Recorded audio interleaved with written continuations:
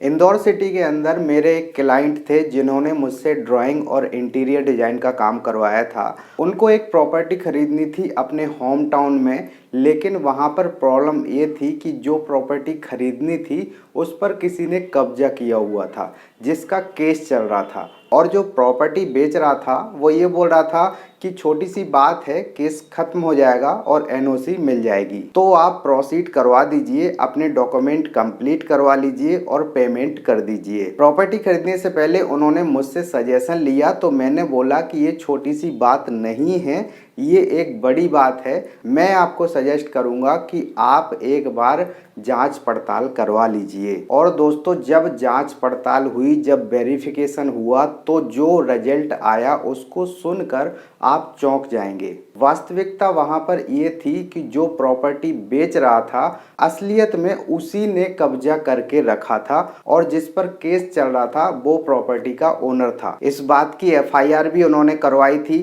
कि उन्हें fake property बेचने की कोशिश की गई, और शायद लोकल न्यूज़पेपर में भी ये बात आई थी। तो आज जब भी उनसे बात होती है तो उस बात का जिक्र वो जरूर करते हैं। तो ऐसी ही 7 प्रॉब्लम जब भी आप प्रॉपर्टी खरीदते हैं तो 7 साइन ऐसे मैं आज बताने वाला हूं, जिससे आप पता लगा सकते हैं, आप शक कर सकते हैं सामने वाले पर। आपको वेरिफिकेशन की ज़रूरत पड़ सकती है, जांच पड़ताल की ज़रूरत पड़ सकती है, अगर ये 7 चीज़ें आपके सामने आ रही हैं, 7 बातें आपके सामने आ रही हैं। वीडियो को बिल्कुल लास्ट तक देखिए, बहुत ही इम्पोर्टेंट वीडियो है। आप भविष्य में कभी भी प्रॉपर्टी खरीदेंगे, कोई भी प्रॉपर्टी हो, आपकी ज़मीन हो, प्लॉट हो, घर हो, गाड़ी हो, कोई भी प्रॉपर्टी हो, आप जब भी खरीदते हैं तो इन 7 बातों का ध्यान जरूर दें। और ये 7 साइन मिल रहे हैं तो आप उसकी जांच पड़ताल करवाएं, डॉक्यूमेंट वेरीफाई करवाएं। यहाँ पर सारी चीज़ें मैंने बोर्ड पर लिख के रखी हैं।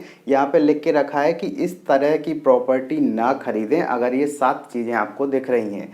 तो सबसे पहले, अगर विक्रेता पूरा पैसा कैश में मांग रहा है, पूरा पैसा नगद आपसे मांग रहा है, तो शक कर लेना चाहिए आपको एक बार कि आखिर ऐसा क्यों हो रहा है, पूरा पैसा कैश में क्यों मांग रहा है। तो ये एक पहला साइन हो जाता है कि कहीं आपके साथ फ्रॉड तो नहीं हो रहा है। यहाँ पर हम दूसरा पॉइंट देखें तो अगर कोई संपत्ति जिसे आप खरीदना चाह रहे हैं, कोई प्रॉपर्टी, वो गिरवी रखी है या फिर उस पर कोई केस चल रहा है, जैसा मैंने पहले स्टोरी में बताया कि उस प्रॉपर्टी पर केस चल रहा था, तो कोई भी किसी भी प्रकार का केस चल रहा है या फिर वो प्रॉपर्टी गिरवी रखी है, तो उस प्रॉपर्टी को एनओसी मिलने तक ना खरीदें। तीसरा पॉइंट यहाँ पे हम देख लेते हैं कि अगर संपत्ति के मूल दस्तावेज मौजूद ना हो। कभी कभी क्या होता है, बहुत पुरानी संपत्ति होती है, उसके डॉक्यूमेंट नहीं होते हैं, यानी कि दस्तावेज नहीं होते हैं, तो उस प्रॉपर्टी को ना खरीदें, उसमें विवाद हो सकता है। चौथे पॉइंट की हम बात कर लेते हैं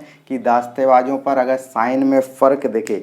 आपने देखा होगा जब भी कोई डॉक्यूमेंट होते हैं तो उस पर 4-5 जगह पर साइन होते हैं, और उन साइनों के बीच में डिफरेंस अगर आपको दिख रहा है तो आपको एक बार वेरीफाई करवा लेना चाहिए कि ये ओरिजिनल डॉक्यूमेंट हैं या फिर नहीं। ये भी एक फ्रॉड होने का साइन है। 5वें पॉइंट की हम बात कर लेते हैं कि अगर संपत्ति कर, यानी कि किसी भी संपत्ति पर लोन है, उस पर बिजली बिल बाकी है, पानी बिल आदि बाकी है, कोई भुगतान पेंडिंग है, तो वहाँ पर उसकी एनओसी मिलने तक वो प्रॉपर्टी ना खरीदें, चाहे वो छोटा से छोटा अमाउंट क्यों ना हो। कभी कभी ऐसा होता है कि किसी ने बिजली कनेक्शन करवाया और बिजली का बिल 5 लाख रुपए पेंडिंग है और आपने प्लॉट खरीद लिया, फिर वो भुगतान आपको करना पड़े, बिजली विभाग वाले आपके इधर आपके नाम पे नोटिस भेजने लगे। तो इस तरह की गलतियां भी आपको नहीं करना है। अगला पॉइंट हम देख लेते हैं कि दस्तावेज अगर सादा कागज पर हो, प्लेन पेपर पर अगर डॉक्यूमेंट हो, तो एक अनजान आदमी भी समझ जाएगा कि ये फेक डॉक्यूमेंट हो सकते हैं,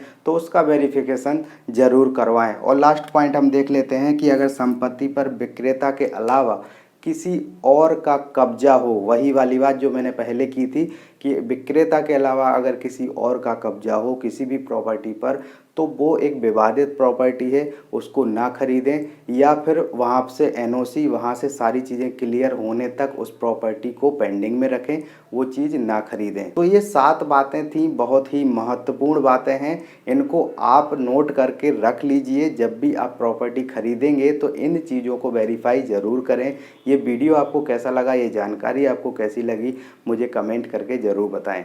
अच्छी लगी हो तो लाइक करके ज़रूर जाएं। पहली बार चैनल पे आए हैं तो चैनल को सब्सक्राइब करके ज़रूर जाएं। मिलते हैं अगले वीडियो में, तब तक के लिए जय हिंद।